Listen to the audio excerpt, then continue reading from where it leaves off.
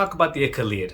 The Achilleid, written by Statius. Really tiny book, small, and it was meant to be an epic. It was meant to be, I'm assuming, a tragedy, because it's just the way the old Greek books were. And if you're not familiar, the Achilleid is the book that describes the introduction of Achilles, the origin of Achilles. And many of us know about Achilles, the Achilles heel metaphor, the Achilles in the Trojan War, and the Achilles in all the other books, the Achilles by Madeline Miller's book. But not too many people know about the actual origin. And this book was written super long time ago, and the main, theme was his childhood. The angry guy that in the later future, and how he became that way. He didn't start off that way. Nobody starts off being angry all the time, or nobody starts off with a vengeance, and you really get to see the reason why he's angry once we learn about him.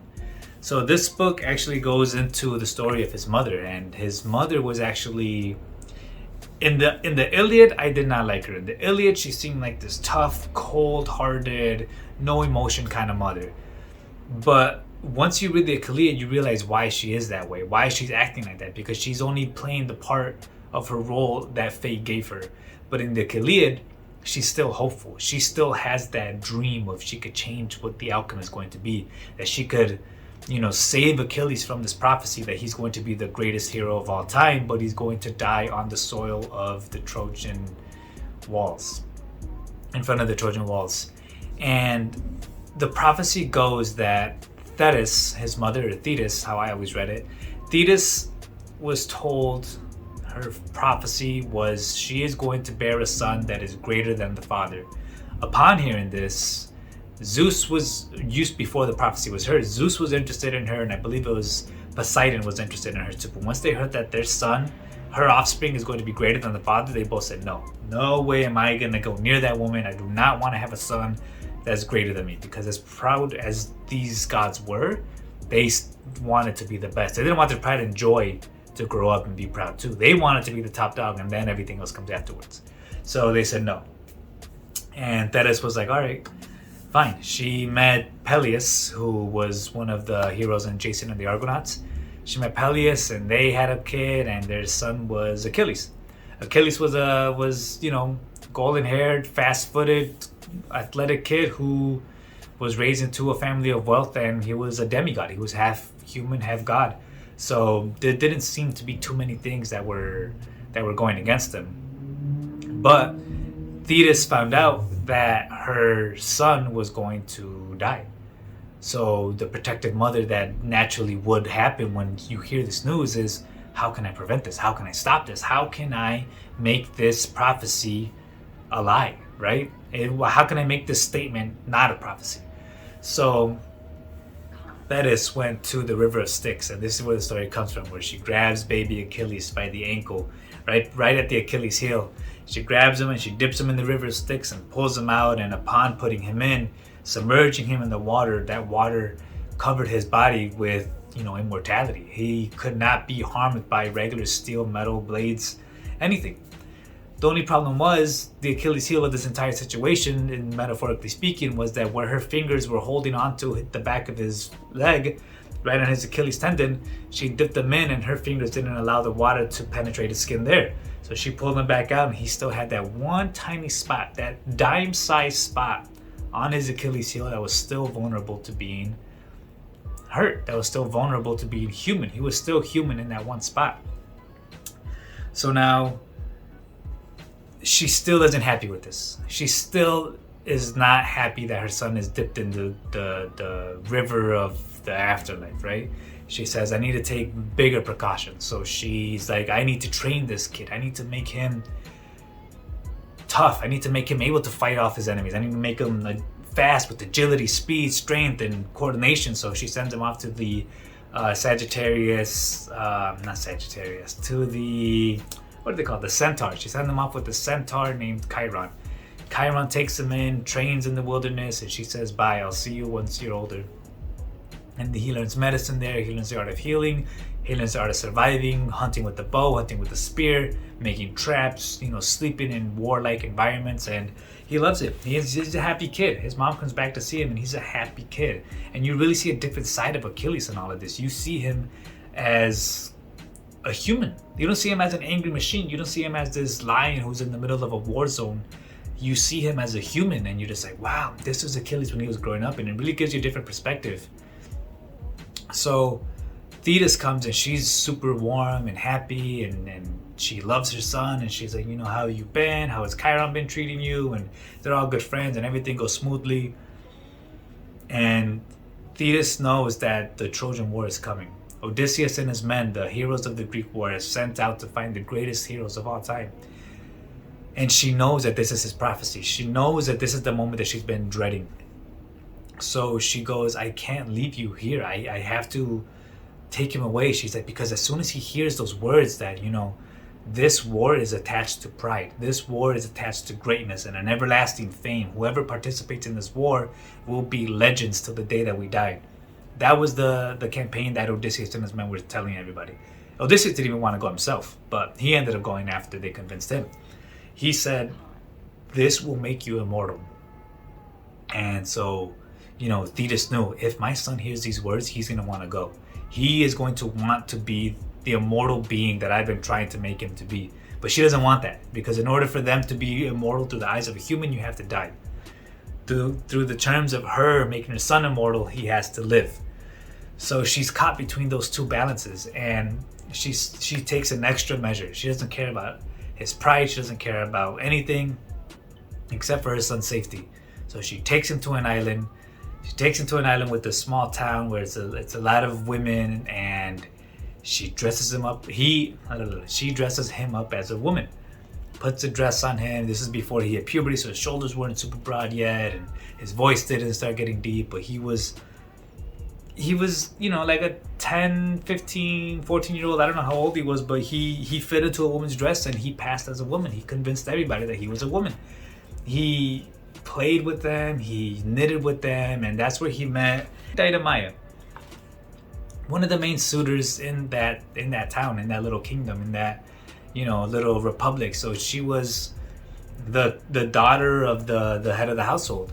And he got so close with her, and he knew that he was attracted to her. He started becoming a man while he was in the chambers in women's clothing. He started feeling like, I'm attracted to the opposite gender and I want to be with her. And she started noticing it too. She's like, I'm feeling some kind of way with him. And she started catching on. So she knew, you're not a woman. You're not who you say you are. And so he decided in secret, let's embrace the fact that I've been lying to you this entire time. Let's embrace the fact that we can actually act on our feelings. So they do.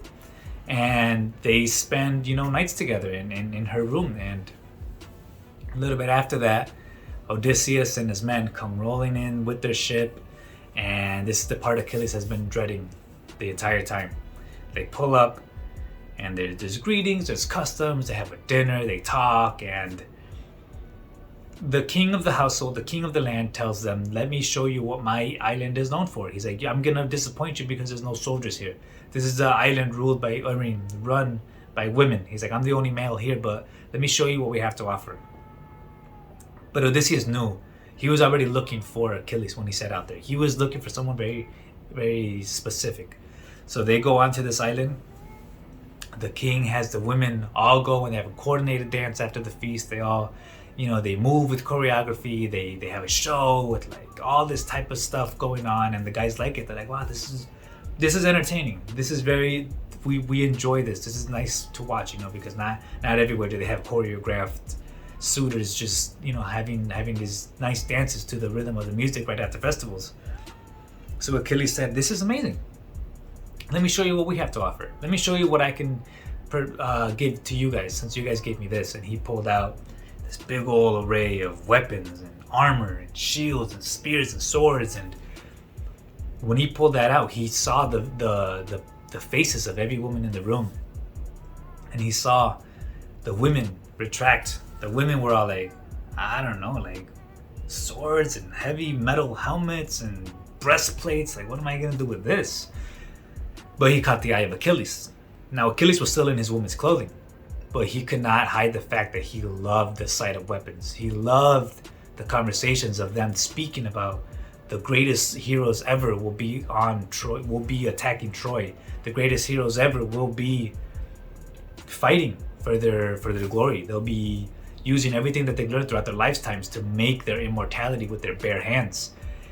And he, Odysseus noticed. He was like, I see how this person is responding to the stories that we're telling. And when he pulled out the armor and he saw Achilles' face light up, and he saw Achilles still in costume go over and handle the spears and look at them, Odysseus knew. He said, "You're Achilles. We've been looking for you." And that part was one of the major turning points in the story, because that's when the prophecy became real. That's when things, it started to really teach you that no matter what happens in these old tragic or Greek epics, fate wins all the time. Fate always, prevails no matter what people try to do to stop it. Fate keeps going. And the reason I like this book so much, even though it's so small, is that it gives you a different look on all the characters. When I first read the Iliad and I read about Thetis, how cold she was, I was like, what kind of a mother acts like this towards her son? But now you understand, she's so cold and just non-emotional because she's heartbroken in the Iliad. Everything that she did just went to waste. Everything that she was trying to protect her son from cannot be completed. Everything that she tried got reversed. No matter what she does, she keeps failing against fate, and she's a goddess. So it shows you that there's something greater than humans, greater than the gods itself. And she has to come into terms with that. She has to be like, okay, I can't do anything else. I'm falling victim to what I hate. And Achilles is super, super mad, and he's angry because he left behind what was a family. Him and the suitor that he was spending nights with, she ended up having a son, nicknamed, or his other name is Pyrrhus. I can't pronounce his other name that they gave him, but Pyrrhus ended up being one of the main people to sack Troy in the Trojan horse with Odysseus, and he was the most cruel, violent one of them all.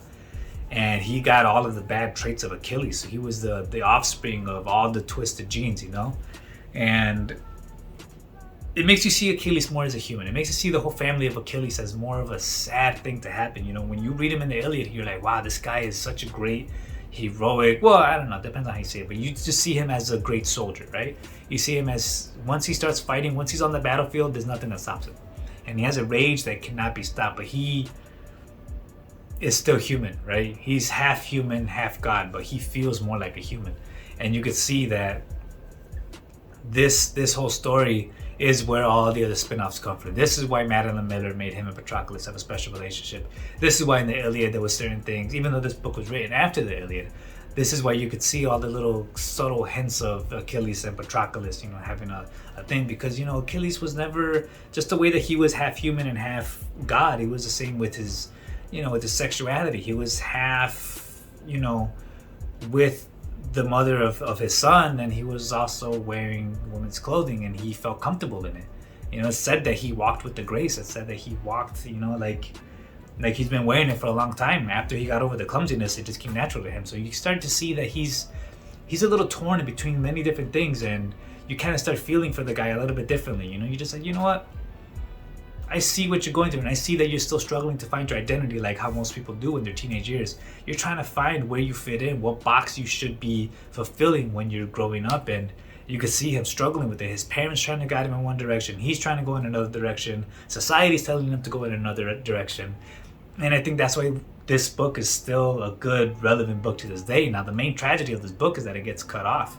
It doesn't finish. The story gets cut short. That's the real tragedy. I wanted to see what it would be like once the author decided to take it to the next step, but unfortunately he died while he was in the process of writing this book. So we'll never know. It seems like it got picked up with the Iliad, and then with the Odyssey, and then with the Aeneid, but we never really know exactly what this author was going to do with Achilles. We never really know the different sides of Achilles that we would have seen had the author not passed away so abruptly. And I'm a big fan of this book. If you really want to learn more about mythologies and the origins of stories and get to the root cause of it, the Achilleid is a great, quick book that you can read. Check it out. Until then, let me know what you guys think. Take care.